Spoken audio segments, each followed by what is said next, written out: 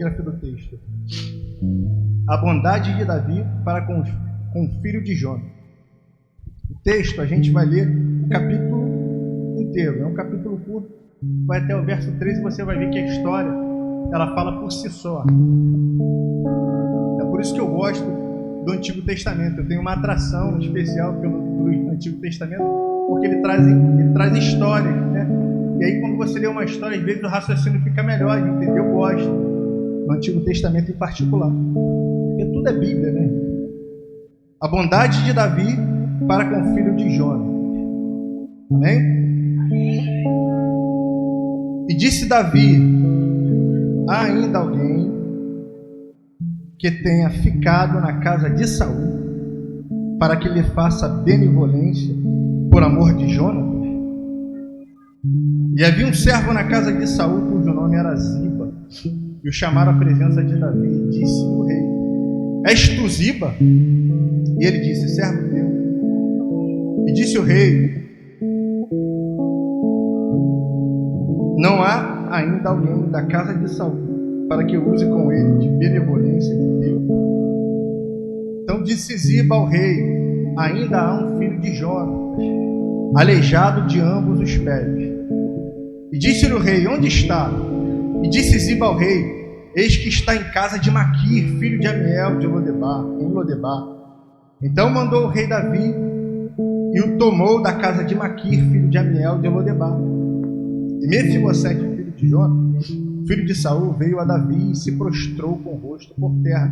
Inclinou-se e disse Davi: Mefibosete. E ele disse: eis aqui teu servo. E disse-lhe Davi: não temas, porque de certo usarei contigo de benevolência por amor de Jonatas teu pai, e te restituirei todas as terras de Saul teu pai, e tu sempre comerás pão à minha mesa. Então se inclinou e disse: quem é o teu servo para teres olhado para um cão morto, tal como eu? Então chamou Davi a Ziba, moço de Saul, e disse: tudo que pertencia a Saul e a toda a sua casa tenho dado ao filho do teu senhor. Trabalhar-te-ás, pois, a terra, tu e teus filhos e teus servos, e recolherás os frutos para que o filho do teu senhor tenha pão para comer. Mas Mefibosete, filho do teu senhor, sempre comerás pão à minha mesa. E tinha Ziba 15 filhos e 20 servos. E disse Ziba ao rei: conforme a tudo quanto meu senhor o rei manda o seu servo, assim fará o teu servo. Quanto a Mefibosete, disse o rei: comerás à minha mesa como um dos filhos do rei. E tinha Mefibosete um filho pequeno, cujo nome era Mica, e todos quantos moravam na casa de Ziba eram servos de Mefibosete. Morava, pois, Mefibosete em Jerusalém, quase não saiu, porquanto sempre comia à mesa do rei e era coxo de ambos os pés. Amém? É uma história muito bonita, muito linda, fácil da gente entender.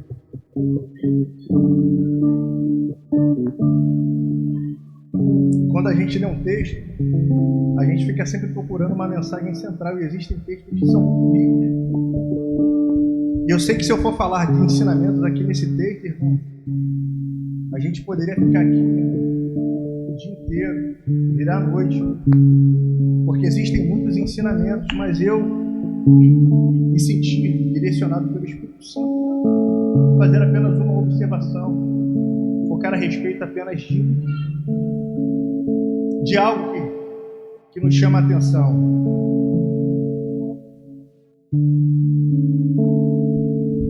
Nós temos aqui o culto de quarta-feira, né, que é intitulado como culto da família. Hoje é domingo, adoração, culto de adoração.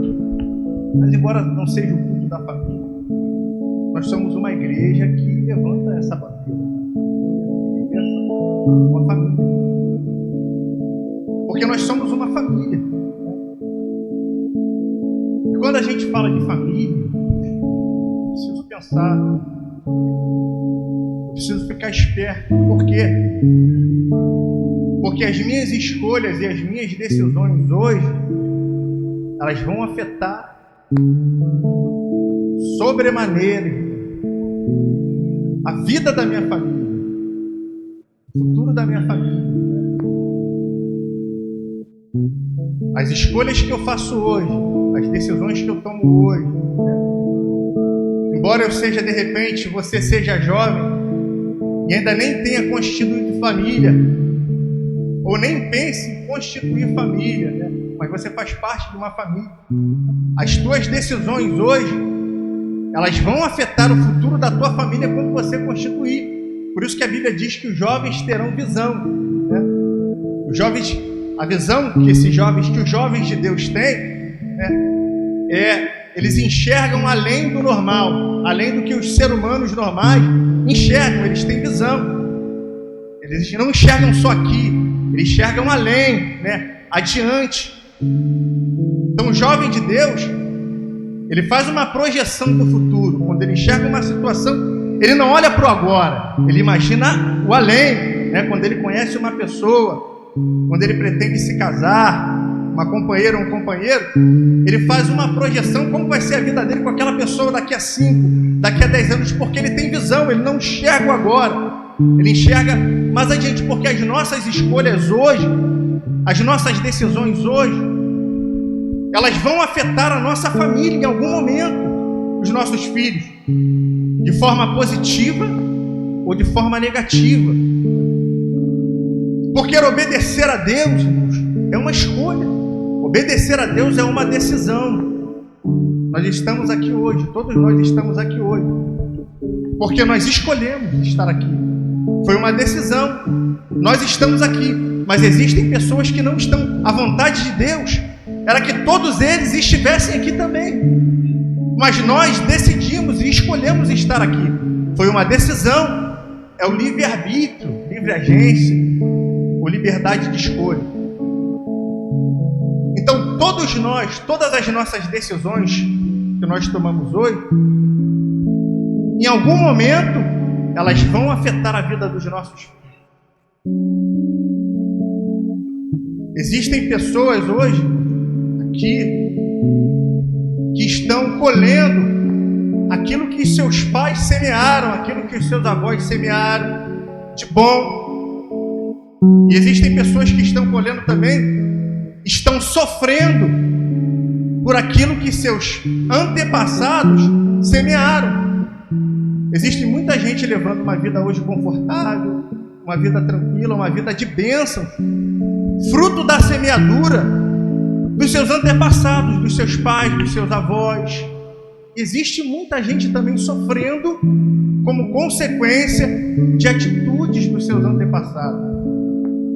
Então, a minha família, a minha esposa, os meus filhos, eles sofrem as consequências das minhas escolhas e das minhas decisões. Por isso eu falei que a gente precisa pensar, por isso que eu preciso pensar, por isso que eu preciso orar antes de tomar uma decisão, antes de tomar uma atitude, porque tudo que eu faço hoje vai ter peso na vida da minha família.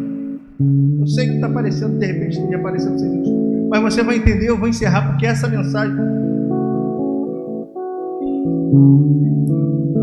porque quando eu olho para a vida de Mefibosete, eu encontro em um personagem essas duas situações que eu falei. Você vai ver Mefibosete sofrendo consequências, sendo prejudicado pela atitude do seu avô Saul, e você vai ver Mefibosete sendo abençoado pela aliança que seu pai Jonatas fez com Davi. E aí, essa palavra, irmãos, não é para a gente pular, saltar, não. É para a gente refletir. E aí, o que eu quero trazer nessa noite, o que eu quero perguntar nessa noite é sobre a nossa casa, sobre a nossa família. Qual dessas duas vertentes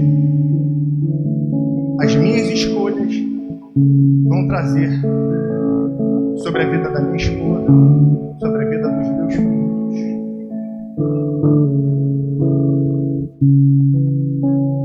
Porque se você ler a história, você vai entender que o que aconteceu aqui foi fruto de escolhas ruins, do uso indevido do livre-arbítrio. Israel Era uma nação diferente. Era uma nação governada por Deus. E Deus sempre exerceu o seu governo em Israel através dos seus líderes, dos sacerdotes, dos profetas. Mas em um dado momento, Israel vai se sentir seduzido pelo modelo lá de fora, das outras nações, dos gentios. E aí eles vão esperar o momento oportuno para poder aflorar esse desejo. E aí Samuel, que embora não tivesse uma linhagem sacerdotal, foi sacerdote por causa da falha de Eli, ele envelhece. E aí ele constitui seus 2 filhos por juiz. E os seus filhos se corromperam. E aí nesse momento, o povo vai se reunir diante de Samuel e vai dizer assim: olha, Samuel, você já está velho e os teus filhos se corromperam. Faz como nas outras nações. Constitui sobre nós um rei para que ele nos governe como as outras nações.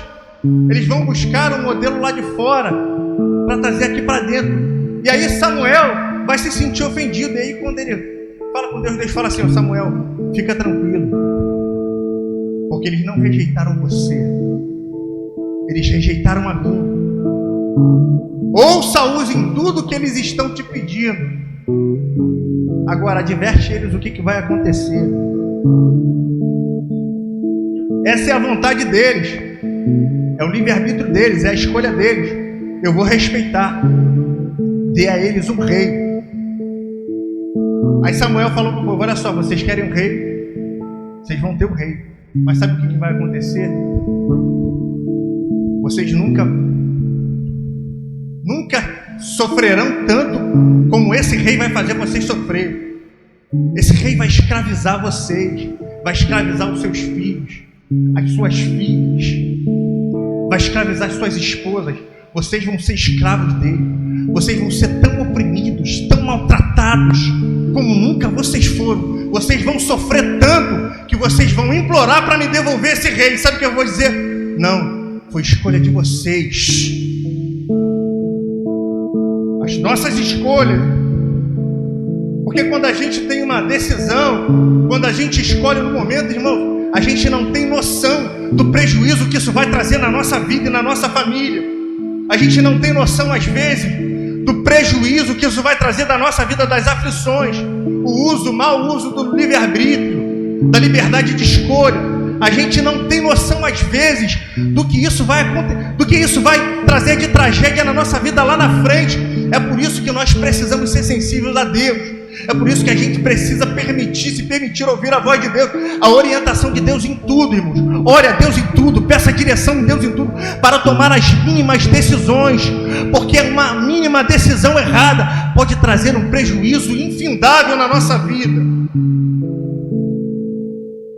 A gente tem assistido agora, irmãos, esse cenário, Hamas e Israel. Vai ver o fundamento. Vou encerrar. Vai ver o fundamento. Hamas e Israel são irmãos. Hamas é um grupo de árabes, descendência de Ismael. E o Estado de Israel são os judeus, descendentes de Isaac. Por que essa guerra está acontecendo agora, um matando o outro? Por causa de uma atitude de desobediência. Porque Sara se antecipou, se precipitou, pegou o seu marido e entregou ele na mão de outra mulher. E aí ela concebeu a Ismael. Atitudes, as nossas decisões, as nossas escolhas. E olha quantos anos tem isso. E olha onde isso está refletindo, irmão. A consequência de atitudes, de escolhas nossas hoje, vão trazer sobre a nossa casa bênção ou maldição. O que fez Mefibosete ficar aleijado? A quebra de aliança de Saul. O que fez Mefibosete ser honrado? A aliança de seu pai Jonatas com Davi. O que a gente vai querer sobre a nossa casa?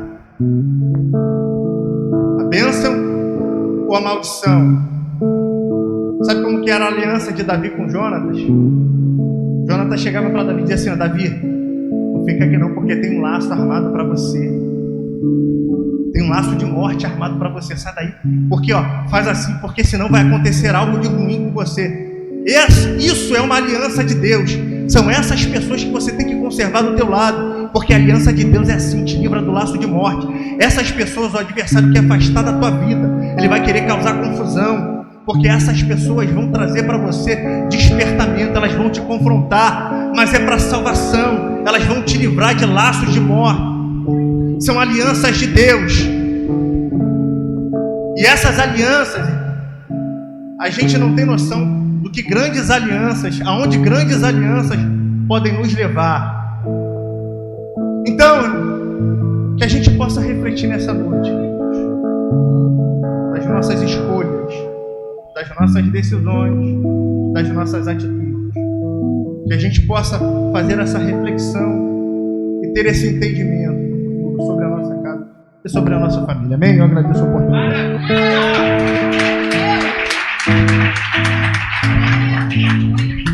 Amém, meus amados. Irmãos, nós vamos estar orando agora pelos nossos aniversariantes. Tem a Sofia, é isso? Que também completa, faz amanhã aniversário.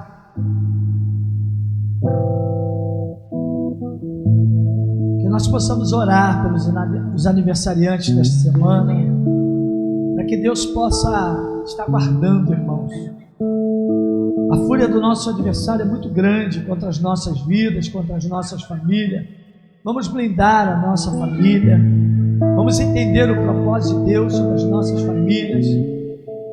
Porque parando o ente querido nosso, naturalmente para nós. A gente chora, não chora, meu pai? A gente grita, a gente falta culto. E é assim o nosso adversário. O prazer do nosso adversário é tentar nos parar, porque ele sabe quem é você na mão de Deus. Ele sabe que você estando bem, a tua oração chega ao trono de Deus, e aí ele coloca a dificuldade, aí ele atinge os teus. É assim. A ação do nosso adversário é não deixar Deus completar a boa obra. Enganoso é ele, porque nós não dependemos dele, nós dependemos de Deus. Então nós vamos estar orando pelos aniversariantes, né, da semana, que vão completar. A nossa Sofia amanhã completa mais um ano de vida, para a glória de Deus. Vê, coloca a mãozinha nela aí. Irmãos, feche seus olhos. Pastor Leandro, ora pelos aniversariantes, para a glória de Deus. E depois da bênção, para a gente ir embora, em nome de Jesus, completa a boa obra. Senhor Deus e Pai, nós te pedimos nessa hora, te damos graças, Pai, por mais uma primavera, por mais um ano de vida, Senhor. Quantas pessoas perderam a sua vida nesse ano, Pai, perderam entes queridos, Pai. Hoje estão chorando. Hoje é um dia de luto para muitas pessoas que dormiram, para muitas famílias que perderam seu ente querido de ontem para hoje, Pai. Mas nós estamos aqui comemorando a vida, Pai. Mais um ano de vida, Senhor.